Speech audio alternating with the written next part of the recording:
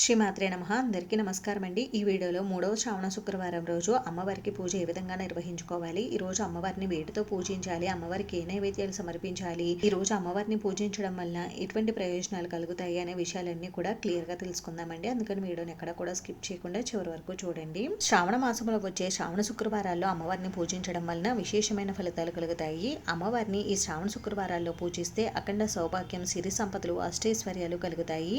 అలాగే మనకున్నటువంటి ఆర్థిక ఇబ్బందులు, ఆర్థిక సమస్యలు, కష్టాలు అన్నీ కూడా తొలగిపోతాయి. ఈ 2025 సంవత్సరంలో మనకి 5 శ్రావణ శుక్రవారాలు వచ్చాయండి. ఇది 3వ శ్రావణ శుక్రవారం. 3వ శ్రావణ శుక్రవారం 2025 ఆగస్టు 8 శుక్రవారం రోజు వచ్చింది. ఈ 3వ శ్రావణ శుక్రవారం చాలా విశేషమైందండి. ఎందుకంటే ఈ 3వ శ్రావణ శుక్రవారం రోజే మనకి వరలక్ష్మీదేవి అమ్మవారి వ్రతం వచ్చింది.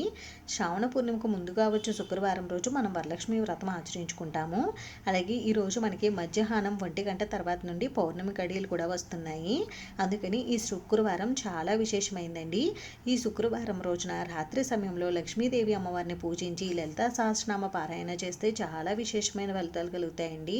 ఎందుకంటే ఈ రోజు రాత్రి సమయానికి మనకి పౌర్ణమి గడియలు అయితే ఉన్నాయి. ఈ రోజు ఎవరైనా పూజలో క్షీరదీపం పెట్టుకోవాలనుకుంటే పూజలో పెట్టుకోవచ్చు.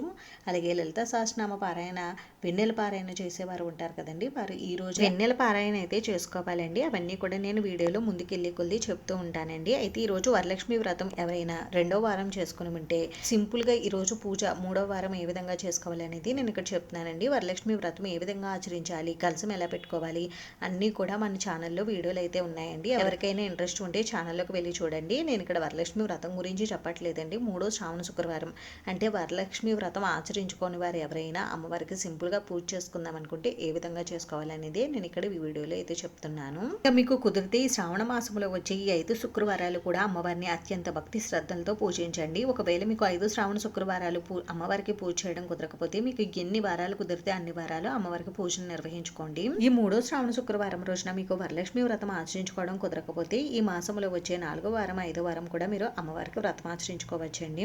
ఇంక ఈ 3వ శ్రావణ శుక్రవారం రోజున సూర్యోదయానికంటే ముందుగానే నిద్రలేచి ఇంటిని శుభ్రపరచుకుని ముందుగా తలస్నానం ఆచరించి తర్వాత ద్వారలక్ష్మి పూజను నిర్వహించుకోవాలి. ద్వారలక్ష్మి పూజ చీకటి ఉండగానే నిర్వహించుకోవాలండి. ఆ తర్వాత నిత్య పూజ, తులసి పూజ కూడా పూర్తి చేసుకుని ఇప్పుడు అమ్మవారికి పూజ నిర్వహించుకోవాలి. అమ్మవారికి పూజా మందిరంలోనే చేసుకోవచ్చండి. లేదంటే ఇలా ప్రత్యేకంగా పీఠం ఏర్పాటు చేసుకునైనా చేసుకోవచ్చు. మీరు ప్రత్యేకంగా పీఠం ఏర్పాటు చేసుకుని పూజ చేసుకోవాలనుకుంటే పీఠం ఏర్పాటు చేసే చోట ముందుగా శుభ్రం చేసుకుని పసుపు తాలికి బియ్య పిండితో అష్టదళ పద్మం ముగ్గు వేసి ఒక పీట తీసుకుని పీటకు కూడా పసుపు రాసి బియ్య పిండి కుంకుమతో బొట్లు పెట్టుకుని ముగ్గులు పెట్టుకుని పీట పైన ఏదైనా ఒక వస్త్రాన్ని పరిచి వస్త్రం పైన 3 గుప్పుల వరకు బియ్యం పోసి బియ్యం పైన కొద్దిగా పసుపు కుంకుమలు ఉంచి ఇప్పుడు అమ్మవారి చిత్రపటం తీసుకుని అమ్మవారి చిత్రపటాన్ని గంధం కుంకుమ బొట్లతో అందంగా అలంకరించుకుని పూజలో పెట్టుకోండి.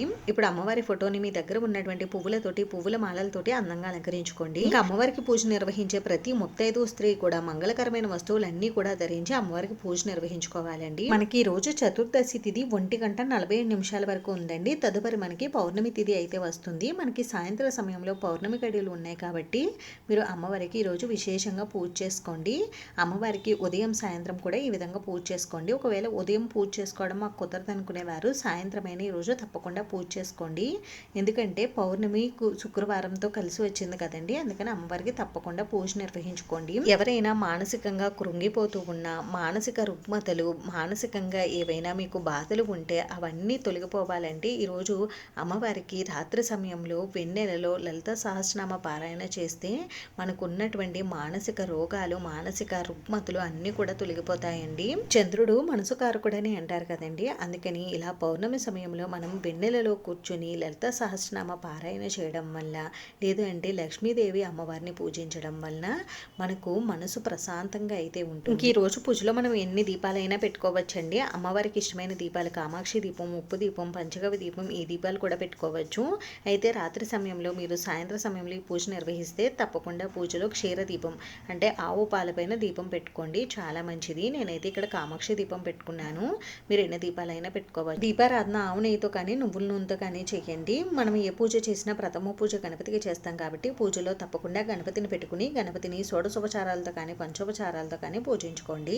స్వామివారికి ధూపదీప నైవేద్యాలు సమర్పించి కర్పూర నీరాజనం కూడా సమర్పించండి. ఆ తర్వాత అమ్మవారికి పూజను అయితే నిర్వహించుకోండి. అమ్మవారికి ముందుగా అగరబత్తులతో ధూపం చూపించి 2 అక్షంతల పుష్పాలు అమ్మవారి పాదాల దగ్గర ఉంచి అమ్మవారికి నమస్కారం చేసుకోండి. అమ్మవారికి రోజు షోడశోపచార పూజ చేసుకోండి, చాలా మంచిది. షోడశోపచార పూజ చేసుకోవడం రాదనుకునేవారు పంచోపచార పూజనే నిర్వహించుకోండి. నిర్వహించుకోండి. అమ్మవారి పాదాల దగ్గర కొద్దిగా పసుపు, కుంకుమ, గంధం, అక్షింతలు, పువ్వులు సమర్పించండి. ఆ తర్వాత అమ్మవారి అష్టోత్తర శతనామావళి శ్లోకాలు అన్నీ కూడా చదువుకుంటూ అమ్మవారికి కుంకుమార్చన నిర్వహించుకోండి. అలాగే అమ్మవారి స్తోత్రాలన్నీ కూడా చదువుకుంటూ అమ్మవారికి ఇష్టమైన మంగళకరమైన వస్తువులతో కూడా మీరు పూజ చేసుకోవచ్చు. అమ్మవారి స్తోత్రాలు మాకు నోటికి చదవడం రాదనుకుంటే ఓం శ్రీ మహాలక్ష్మీదేవి నమః అని అనుకుంటూ అయినా, శ్రీమాత్రే నమః శ్రీమాత్రే నమః అని అనుకుంటే అయినా మీరు అమ్మవారికి పూజ చేయండి. ఈ రోజు అమ్మవారికి తామర పువ్వులతో కానీ, కలువ పువ్వులతో కానీ, తెలుపు రంగు పుష్పాలతో కానీ, సుగంధభరితమైన పుష్పాలతో కానీ పూజ చేయాలి. పూజ కోసం పుష్పాలు ఎక్కువ లేకపోతే అక్షింతలతోనైనా మీరు అమ్మవారికి పూజ నిర్వహించుకోవచ్చు. ఇలా పూజ అంతా కూడా పూర్తయిన తర్వాత ఇప్పుడు అమ్మవారికి ధూపం, దీపం, నైవేద్యం సమర్పించాలి. నైవేద్యంగా ఈ రోజు అమ్మవారికి పాలతో చేసినటువంటి నైవేద్యాలు నివేదిస్తే చాలా మంచిది. లేదంటే పాలు, బెల్లం ముక్కని మీరు అమ్మవారికి నైవేద్యంగా సమర్పించవచ్చు. ఈ రోజు అమ్మవారికి ఆవు పాలతో కానీ, పంచామృతాలతో కానీ అభిషేకం నిర్వహించుకోండి, చాలా మంచిది. మనం పూజలు ఇలా అమ్మవారి ఫోటో పెట్టుకున్నాం కదండి, ఫోటో దగ్గర కూడా కొద్దిగా పసుపు, కుంకుమ, గంధం, అక్షింతలు, పువ్వులు సమర్పించండి. ఇప్పుడు అమ్మవారికి తాంబూలం సమర్పించాలండి. తాంబూలంగా ఆకు, వక్క, పళ్ళు, పసుపు, కుంకుమ, గాజులు, చిల్లర నాణం, పుష్పాలు వీటిని మనం అమ్మవారికి తాంబూలంగా సమర్పించవచ్చు. బ్లౌజ్ పీస్ కూడా సమర్పించేవారు ఉంటే బ్లౌజ్ పీస్ పెట్టి కూడా మీరు అమ్మవారికి తాంబూలం సమర్పించవచ్చండి. అమ్మవారికి నైవేద్యం సమర్పించినప్పుడు కొద్దిగా గ్లాస్తో మంచినీటిని కూడా అమ్మవారి దగ్గర పెట్టండి. ఇప్పుడు అమ్మవారికి పూర్ణఫలమైన కొబ్బరికాయ నివేదించి సాంబ్రాణి ధూపం చూపించి కర్పూర నీరాజనం సమర్పించాలి. తర్వాత మంత్రపుష్పం ప్రదక్షిణ నమస్కారం కూడా చేసుకుని ఇప్పుడు 2 అక్షంతల పుష్పాలు తీసుకుని అమ్మవారి పాదాల దగ్గర ఉంచి అమ్మవారికి శిరస్సు వంచి నమస్కారం చేసుకోండి. తల్లి, ఈ పూజలో నేను తెలిసి కానీ తెలియక కానీ ఏవైనా పొరపాట్లు చేసి ఉంటే క్షమించు అని నమస్కారం చేసుకోండి అమ్మవారికి. ఈ విధంగా 3వ శ్రావణ శుక్రవారం రోజున అమ్మవారికి ఉదయం సాయంత్రం కూడా పూజ నిర్వహించుకోండి.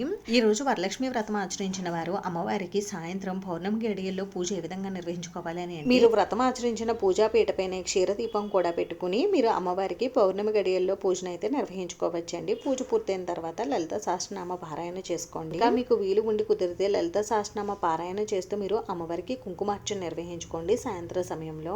ఈ విధంగా పూజ చేసుకున్నప్పుడు ఎటువంటి నియమాలు పాటించాలి అని అంటే ఈ రోజు బ్రహ్మచర్యం పాటించాలండి. నాన్ వెజ్ అస్సలు తినకూడదు. నేలపైన పడుకుంటే మంచిదండి. కుదరలేని వారు బెడ్ పైన పడుకోవచ్చు. ఇంకా ఇంట్లో ఎటువంటి గొడవలు పడకుండా ఉండాలి, ప్రశాంతంగా ఉండండి. ఉపవాసం ఎలా ఉండాలి అని అంటే పూజ మనకి ఉదయం పూర్తయిపోతుంది కదండి, మధ్యాహ్నం భోజనం చేసేవచ్చు, సాయంత్రం ఏదైనా అల్పాహారం తీసుకోవచ్చు. లేదంటే ఉదయం నుండి సాయంత్రం వరకు ఉపవాసం ఉండి సాయంత్రం అమ్మవారికి పూజ చేసుకుని ఆ తర్వాత భోజనం చేయవచ్చు. మీకు ఎలా వీలు కుదిరితే అలా చేసుకోవచ్చండి. ఈ రోజు ఇలా అమ్మవారికి పూజ చేసుకున్నప్పుడు ఈ పూజా పీఠాన్ని ఈ రోజు ఎట్టి పరిస్థితుల్లో కూడా కదిలించకూడదండి. నెక్స్ట్ డే మార్నింగ్ కూడా అమ్మవారికి పూజ చేసుకుని ఆ తర్వాత పూజా పీఠాన్ని కదిలించాలి. చూసారు కదా, ఈ వీడియో మీకు నచ్చితే ప్లీజ్ లైక్ చేసి, షేర్ చేసి, సబ్స్క్రైబ్ చేసుకోండి.